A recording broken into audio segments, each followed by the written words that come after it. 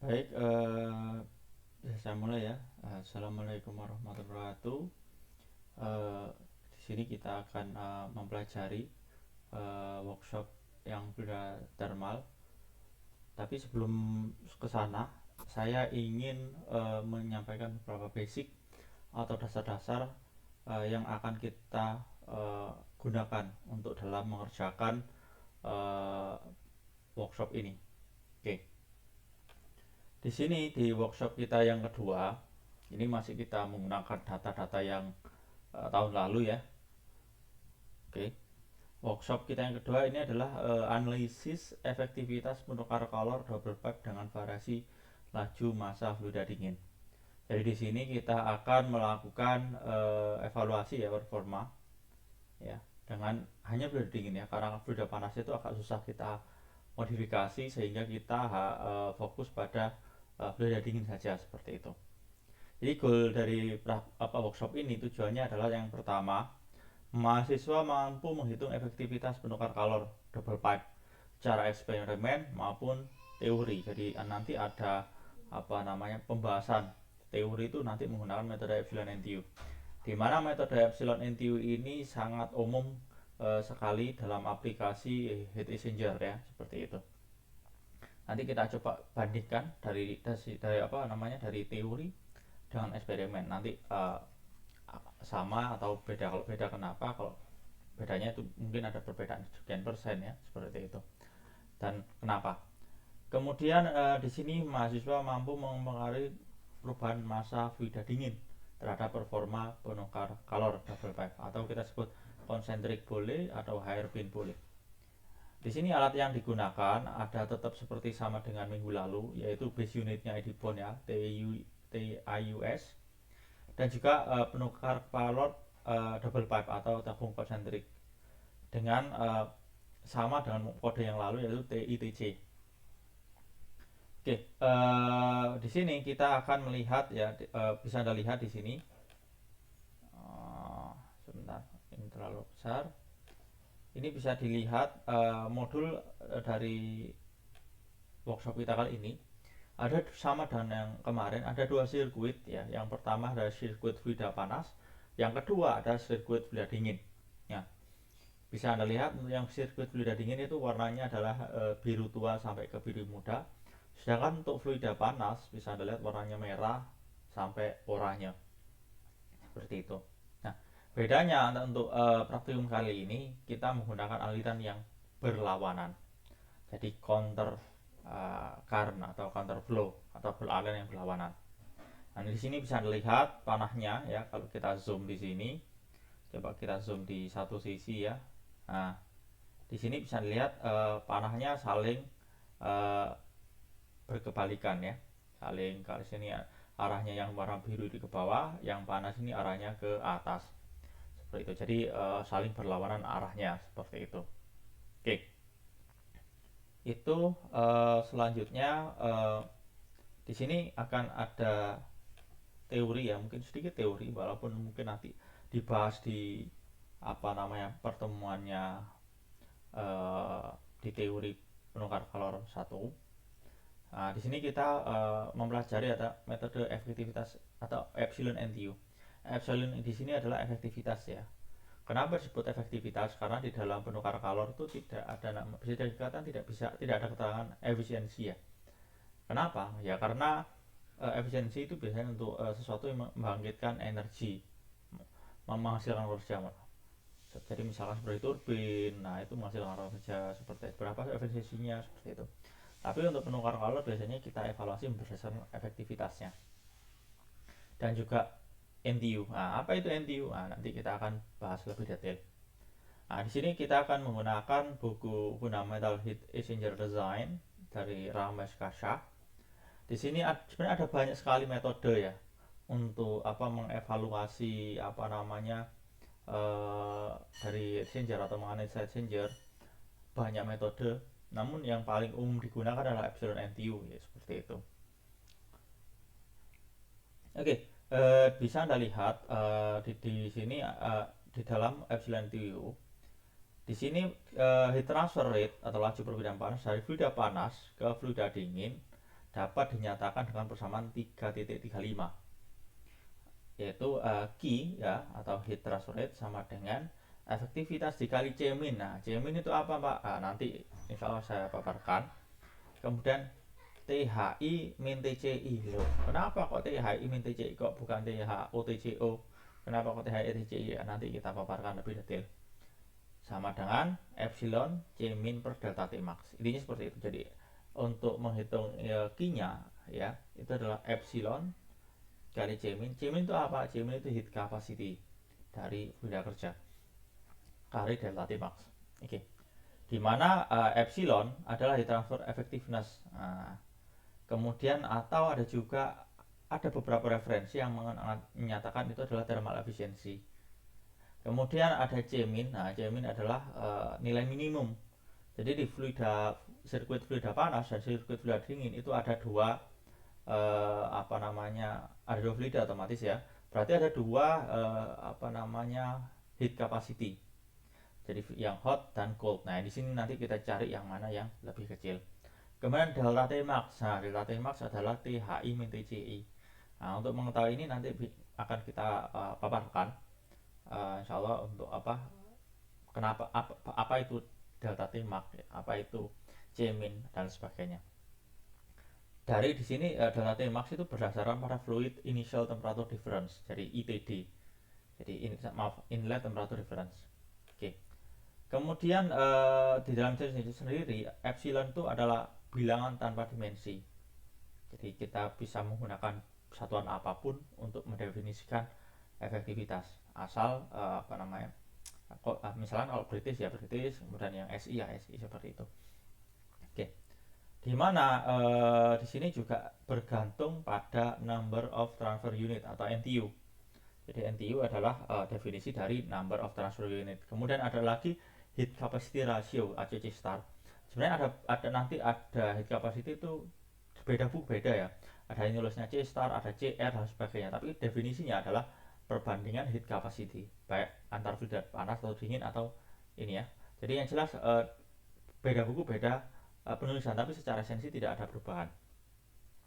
Dan juga flow arrangement. Apa itu flow arrangement? Nah, flow arrangement itu adalah alirannya, misalkan alirannya dibikin paralel atau aliran dibikin counter, aliran dibikin cross flow. Nah, itu masing-masing pola aliran itu memiliki efektivitas yang berbeda. Sehingga secara langsung ya epsilon itu dapat kita tahu ya, dapat didefinisikan adalah fungsi dari yang pertama.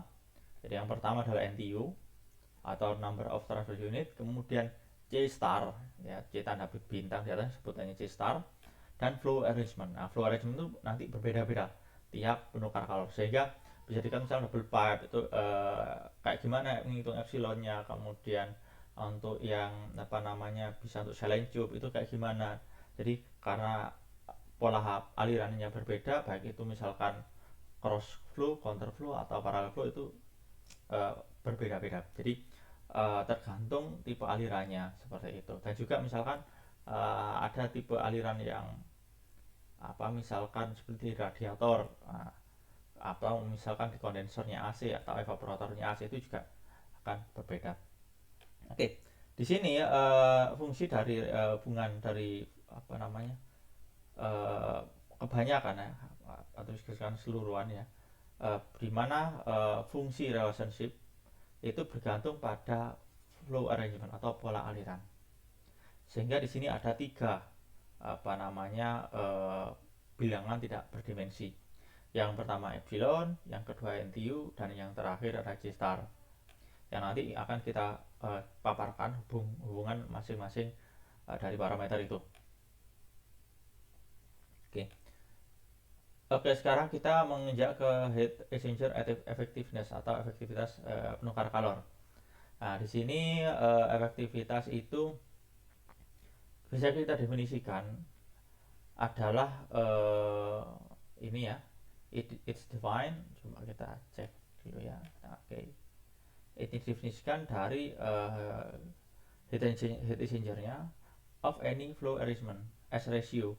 Jadi rasio antara actual heat transfer rate dari hot ke cold fluid dan maximal possible heat transfer rate. Jadi uh, kalau misalkan kita mengevaluasi, mesti kita bandingkan dengan yang paling maksimal atau yang the best lah, seperti itu. Sehingga kalau efektivitasnya nanti refer tuh mengacu ke kira-kira maksimalnya berapa nih, seperti itu. Jadi itu kita bandingkan seperti itu. Tapi di sini kita efektivitas itu menunjukkan kemampuan perpindahan panas semakin besar atau semakin kecil, itu aja ya. Jadi tidak berfungsi untuk mengubah energi. Kenapa? Karena di dalam heat exchanger itu yang terjadi adalah perpindahan panas saja. Jadi panas dari hot ke cold, seperti itu. Jadi hanya perpindahan panas saja, seperti itu, tidak ada kerja dan sebagainya, sehingga dinyatakan apa namanya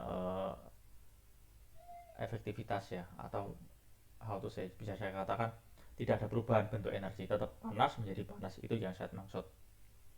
Oke, seperti itu. Selanjutnya oke oke di sini ada beberapa hal ya yang perlu dipertimbangkan di sini.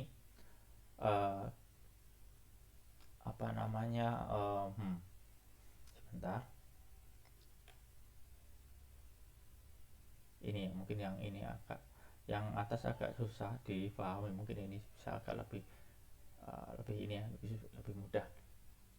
Ini diasumsikan pada heat exchanger itu tidak ada apa namanya kebocoran ya, karena pada dasarnya ketika misalnya aplikasinya di korosi, tempat yang korosi, atau misalkan apa namanya abrasi dari logamnya itu besar, maka terjadi kebocoran. Tapi analisa yang kita gunakan itu tidak bisa berlaku untuk yang ada kebocoran dari fluida satu ke fluida yang lain, seperti itu, atau sebaliknya.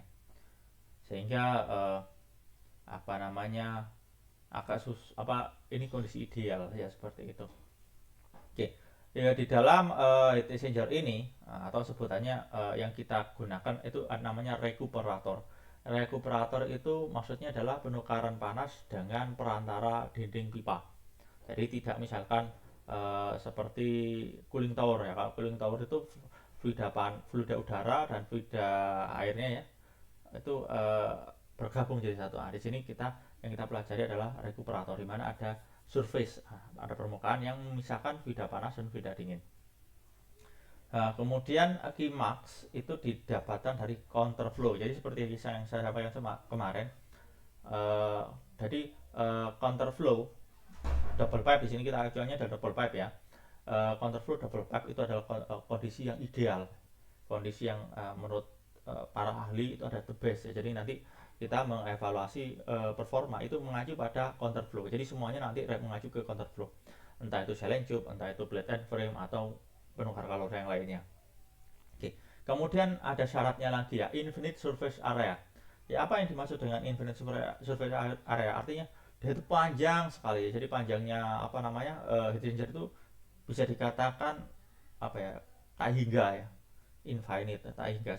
Sehingga uh, apa namanya temperatur fluida hot dan temperatur fluida cold itu di masing-masing ujungnya itu saling apa namanya overlap masing-masing ya, seperti itu. Jadi saking kita misalkan paling sempurna, yaitu kita panjangnya tak hingga, kemudian dia how to say ya, kedua kedua temperatur itu nanti akan bergabung menjadi satu garis. Jadi fluid hot dan cold saling beririsan, jadi kondisi yang ideal. Kemudian zero longitudinal heat conduction, nah itu maksudnya zero longitudinal itu apa, kan di dalam apa namanya konduksi ya, konduksi misalkan dalam sebuah logam katakanlah, kan logam itu punya namanya bisa dikatakan sebentar, saya di sini akan mencoba menggambarkan. Nah, misalkan contohnya seperti ini misalkan ya. Misalkan ini adalah dinding dari pipanya. Kemudian di sini yang di atas ada fluida hot katakanlah yang mengalir ke sana. Kemudian ada fluida cold yang mengalir, maaf, yang mengalir agak susah ini ya. Oke, mungkin agak oke, saya putar aja ya, nggak tahu bisa enggak. Nah, mau maaf, tidak bisa ternyata. Oke, mohon saya pakai ini aja. Nah, ini Katakanlah yang atas itu adalah fluida panas, sedangkan yang bawah adalah fluida dingin. Nah, di sini ada dinding pipa yang menjembatani atau apa namanya memisahkan ya. Nah, ada perpindahan panas dari panas ke dingin. Mungkin di sini saya kasih keterangan hot, yang bawah ini saya kasih keterangan cold. Oke, otomatis heat transfernya itu dari hot ke cold ya. Bisa Anda lihat ini heat transfernya ke sana seperti itu. Oke, jadi saya kasih warna yang berbeda aja. Oke, dari sini bisa Anda lihat logam pemisah atau apa plat atau logam pemisah dari apa namanya penukar kalori ini bisa Anda lihat dia memiliki ketebalan dan juga pada arah ada panjangnya juga. Nah, di sini karena tadi kan asumsinya adalah pipanya itu tak hingga. Jadi perpindahan panasnya sangat maksimal seperti itu. Jadi di sini apa bisa kita lihat nanti tidak ada perpindahan panas yang ke arah ini sana seperti itu, ke arah sana tidak ada, maksudnya yang ada di logamnya. Begitu juga dengan yang sebelah sini, tidak ada perpindahan panas ke arah sana seperti itu. Jadi efek longitudinal atau apa perpindahan panas ke samping itu diasumsikan tidak ada karena tadi apa namanya by definition kita menggunakan panjang tak hingga, otomatis yang kita amati itu adalah directly ya, jadi tegak lurus alirannya. Mohon maaf, perpindahan panasnya itu langsung ke bukan aksial ya, tapi langsung ke dari hot ke cold. Jadi untuk yang ini bisa dikatakan diasumsikan tidak ada atau diabaikan seperti itu. Oke, jadi itu yang dimaksud dengan apa namanya longitudinal heat conduction ya. Kemudian tidak ada seperti yang kata tadi leakage atau kebocoran dari fluida 1 ke fluida 2 seperti itu. Kemudian di sini ada beberapa asumsi ya dari yang kita gunakan ya, tapi nanti mungkin dijelaskan oleh Budila mungkin lebih detail. Oke, di sini jadi pada perfect heat exchanger artinya apa namanya heat exchanger yang sempurna atau meter bar itu maksudnya adalah bagaimana cara kita mengukur ya.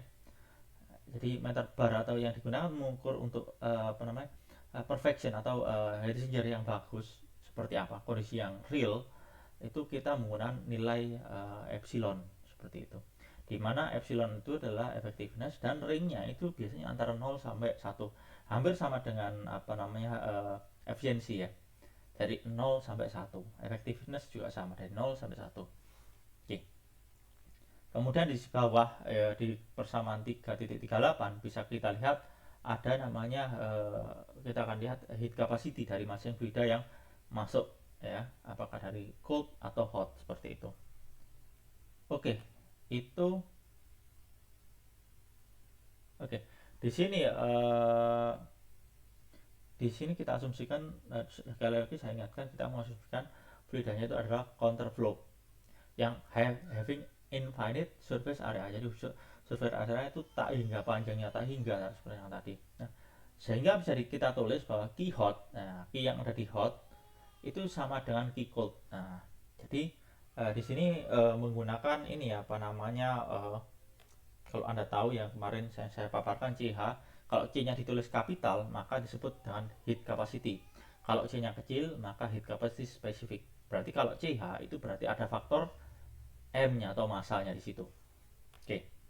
Jadi Q heat transfer rate itu sama dengan CH dikalikan del THI min THO. Jadi kalau yang apa ditransfer itu sama dengan heat capacity dikali T hot in ya fluida masuk dan T hot out ya, sisi inlet dan outlet dari fluida panas, dan itu akan sama. Jadi asumsi infinite ini yang mengakibatkan yaitu perfect ya apa namanya perpindahan panasnya, sehingga yang semua yang panas yang ada di fluida hot akan ditransfer ke fluida yang dingin.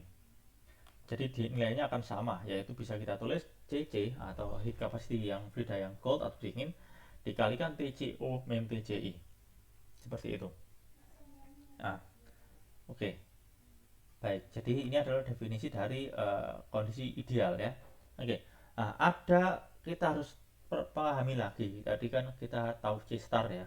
Di mana C star itu ada pengaruhnya antara CH dan CC. Yang pertanyaan yang mana seperti itu. Nah, ini berdasarkan persamaan tersebut ya 3.38 ya. Jika CH kurang dari CC, artinya CC-nya lebih besar ya, otomatis CC-nya lebih besar, maka THI min THO ya yang di sisi kiri ini itu nilainya akan lebih besar daripada TCO min TCI. Oke, mungkin agak bingung, di sini saya kasih gambaran. Nah, oke. Jadi kalau misalkan apa namanya sebentar ya, saya set dulu ini. Misalkan ini perkalian sederhana ya. Jadi Q-nya ini kita asumsikan konstan, tidak ada perubahan ya Q. Jadi kalau misalkan CH-nya lebih kecil ya, THO-nya maka dia harus lebih besar supaya mengkompensasi misalkan adanya perubahan. Tetap tapi nilai Q-nya akan konstan. Nah, apabila yang satunya ini kalau misalkan yang C-nya besar ya, CC-nya besar, maka TCU min TCI kecil. Nah, seperti itu. Jadi perkalian antara sisi hot dan cold itu nilainya sama. Jadi kalau C hanya kecil maka delta THI min HO tinggi. Kalau misalkan CC-nya besar maka delta T antara TCO dan min TI dia itu kecil. Oke. Jadi itu secara garis besar ya yang saya paparkan. Oke, kemudian di sini maaf sebentar saya kurang begitu ini ya dengan oke saya hapus saja. Oke. Ini saya hapus. Oke, yang jelas itu ya THO min THO antara hot fluid dan cold fluid. Oke. Kemudian di sini ada penjelasan yang lebih detail lagi ya. Jika temperaturnya drop artinya dia itu turun ya. Jika temperaturnya drop, sebentar ini sampai sini maaf. Nah ini, jika temperaturnya drop atau turun, hot fluid akan lebih tinggi pada infinite flow. Jadi seperti yang tadi pipanya kita asumsikan panjang sekali, sehingga temperatur hot out dan cold in itu akan saling berinterseksi seperti itu. Jadi kalau misalkan terjadi seperti ini ya, oke, mungkin akan lebih mudah kalau misalkan saya paparkan di gambar ya. Oke, yang pertama mungkin kita lihat ini dulu ya. Heat capacity hot lebih kecil daripada heat capacity cold atau CH lebih kecil dari CC, sehingga Qmax sama dengan CH dikalikan THI min TCI atau CH min delta Tmax. Oke. Di sini coba kita lihat ya. Mungkin pemaparannya agar lebih paham ya pemaparan ini. Nah, contohnya ini. Di sini temperatur distribusi pada counter flow heat exchanger dengan panjang asumsi panjang tak hingga. Oke. Seperti yang saya katakan tadi, untuk kalau misalkan panjangnya tak hingga, maka dia akan saling bertemu, entah itu di salah satu ujung atau kedua-duanya, atau saling beririsan pada semua bagian. Oke. Itu yang pertama, CH lebih besar daripada CC. Nah, kalau CH lebih besar daripada CC, otomatis grafik distribusi temperatur dari T hot in min T hot out itu dia tuh cenderung landai. Jadi kalau dari T hot in min T hot out dia cenderung landai.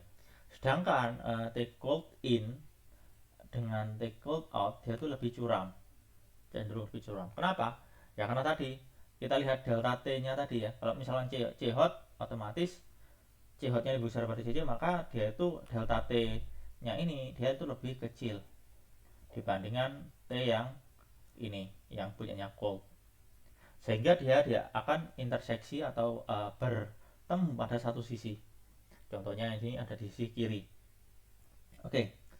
Kemudian kita langsung lompat yang grafik yang di bawah. Ketika CH lebih kecil daripada CC, otomatis di sini bisa dikatakan apa namanya grafik CC itu lebih landai daripada grafik T hot. Nah, oke. Jadi di sini kita lihat bahwa interseksi itu akan muncul di pada sisi kanan, ya. Jadi kalau yang tadi ada di sisi kiri untuk yang hotnya C hotnya lebih besar daripada CC, kalau yang satunya C hot kurang dari CC maka dia interseksi di sisi kiri. Jadi dia akan berinterseksi. Kenapa? Karena gradien atau kemiringan dari distribusi temperatur itu berbeda sehingga otomatis mereka akan saling berpotongan. Nah, oke. Kemudian di sini bisa dikatakan, bisa Anda lihat pada grafik pada gambar ini disebut dengan delta T max. Artinya apa? Di dalam heat exchanger, delta T yang maksimal itu hanya terjadi pada kondisi ini. Artinya yang paling yang misalkan yang cold yang paling rendah sama yang hot yang paling tinggi seperti itu maksudnya. Jadi delta T max itu di posisi ini. Kemudian untuk yang TCH kurang dari CC, delta T max itu terjadi di sini seperti itu. Kalau bisa Anda lihat di sini. Nah, jadi antara ini, jadi kita bisa nyatakan apa namanya T max itu nilainya selalu sama seperti itu, baik T pada saat CH kurang lebih besar dari CC atau CH kurang dari CC. Kemudian apabila ini CH sama dengan CC, heat capacity yang hot dan cold itu sama nilainya, maka semuanya distribusi temperatur baik dari inlet, outlet, hot dan cold semuanya itu saling terinteraksi, overlap ya, atau saling interseksi satu sama lain ya, seperti itu. Jadi bisa dikatakan dia overlap. Oke, di sini asumsinya CH lebih sama dengan CC. Tapi sama delta T max itu ya perbedaannya yang tertinggi itu yang dipakai. Oke. Kemudian setelah itu coba ini ya kita definisikan. Sebentar, mohon maaf. Oke. Kita kembali ke atas. Nah, jadi dari grafik-grafik tadi maka bisa kita tulis persamaan ini. Jadi ketika CH kurang dari CC, otomatis yang CH-nya itu mestinya dia nilainya lebih rendah. Ya. Kemudian, ini delta T max. Nah, delta T max itu pada THI min TCI.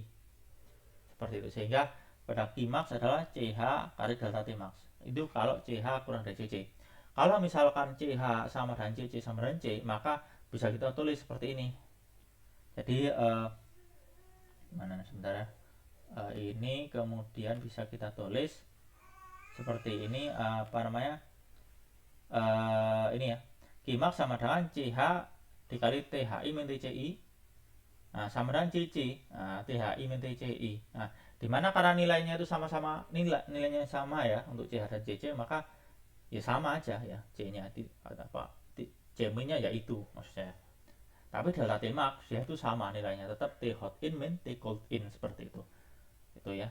Oke. Kemudian dari sana bisa kita lihat ya, misalkan kalau CH lebih besar daripada CC, maka otomatis T yang cold itu lebih besar daripada T hot, dari kebalikan yang tadi ya, seperti itu. Jadi untuk TCO dengan THI pada panjang pipa yang tak hingga, maka bisa kita tulis Qmax sama dengan CC. Nah, CC dikalikan THI min TCI, karena tadi yang rendah adalah yang C ini ya. Sebenarnya tadi delta T max itu sama dengan T hot in dan T cold in ya. Oke, atau bisa tulis secara umum ya, Q max sama dengan C min kali THI min TCI atau C min kali delta T max. Seperti itu. Oke. Kemudian bisa paling gampang kita asumsikan seperti ini. Jadi kalau misalkan kita ketemu CH kurang dari CC, maka otomatis C min-nya itu punya CC ya. Kalau ketika kita ketemu case-nya itu CH kurang dari CC, maka yang C min itu adalah punyanya CH. Jadi itu paling gampang ya untuk mengerjakannya. Jadi C min itu nanti cek dulu CC sama CH yang mana yang kecil, itu yang kita pilih. Seperti itu. Oke. Oke, itu ini gambarannya secara sederhana sekali ya untuk pemahamannya. Sehingga efektivitas itu bisa kita tulis ya. Efektivitas itu adalah Q aktual ya, Q aktualnya dia dibagi Q max tadi ya, C min kali delta T max. Atau di sini apa namanya? Kita definisikan efektivitas sama dengan CH, ini CH kali delta THI min THO kalau kita refer to hot fluid, per C min per kalikan THI min TCI. Atau bisa kita tulis juga CC kali TCO min TCI kalau kita refer to fluid dingin ya.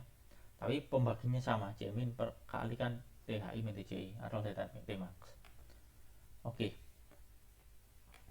Baik, itu adalah definisi dari efektivitas. Nah, atau bisa juga kita tulis seperti ini ya, kalau misalkan dari persamaan apa namanya Q ya, Q atau heat transfer rate, efektivitas bisa ditulis sama UA dikalikan delta TM. TM itu bisa T min ya, atau T LMTD boleh, dibagi dengan C min kali delta T max. Nah, di situ. Nah, di sini ada beberapa bilangan yang berdimensi ya, yaitu THO dan TCO. Nah, seperti itu. Tetapi ini ada beberapa besaran yang tanpa dimensi. Seperti itu. Oke, itu. Nah, sehingga dari sini beberapa faktor yang memengaruhi. Jadi kita nanti melihat apa saja yang memengaruhi apa namanya efektivitas dari penukar kalor. Seperti itu. Maka bisa kita lihat penukar kalor efektivitasnya fungsi dari UA per C min. Nah, ini UA per C min. Dan ini C min per C max. Nah, ini atau C star ya, untuk saya tadi ya. Dikalikan ini apakah dia itu TH I min THO per delta T max atau TCO min TCI per delta T max atau delta TM per delta T max. Dan yang terakhir adalah flow arrangement atau pola aliran, atau bentuk aliran, pola aliran boleh sama, arah aliran ya, itu sama aja. Jadi poin yang pertama, yang dua variabel ini itu dipengaruhi itu independen. Jadi dia terlepas dari apa namanya bisa dikatakan variabel-variabelnya itu tidak dia independen ya, seperti itu. Sedangkan yang ini dependen, artinya dipengaruhi oleh variabel yang lain, seperti itu. Oke, karena yang di atas itu nanti ini awal dua ini parameter ini atau terminologi ini itu dia akan menjadi apa namanya non dimensional number, seperti itu. Oke. Kemudian untuk C min per C max, nah ini sama definisinya, ada C star ya. C min per C max itu ada C star. Oke. Di sini ada kita kasih catatan ya. Delta T max itu adalah tadi THI min TCI. Ya, by definition sudah saya jelaskan sebelumnya di grafik sebelumnya juga saya jelaskan. Kemudian untuk ketika C max sama dengan CC, nah ini definisi kapan kita milih C min per C max itu C star ya sebutannya. Kayak gimana sih ya, paling gampangnya kalau C max sama dengan CC itu sama ketika CC lebih besar dari C hot, atau juga ketika C max sama dengan C hot maka otomatis C hot lebih besar daripada CC. Atau kita bisa tulis seperti ini, berarti C min per C max atau C star sama dengan CC per CH. Syaratnya apa ini? Yaitu ketika CH kurang dari CC. Atau bisa juga CH per CC ketika CH nya kurang dari CC. Itu ya, itu definisi paling sederhana. Oke. Saya rasa ini saya lewati ya, karena ini sebenarnya hampir sama ya pendefinisiannya. Oke, di sini ada dia mencoba untuk menjelaskan ya masing-masing variabel yang tertulis di sini, tapi menurut saya itu tidak terlalu perlu didetailkan ya, karena secara umum kita akan goalnya adalah epsilon NTU tadinya ya. Oke, itu jadi itu ya untuk pendefinisian yang saat ini. Untuk sampai di sini kita sampai di definisi dari kapan kita milih C star kemudian epsilon seperti itu. Oke.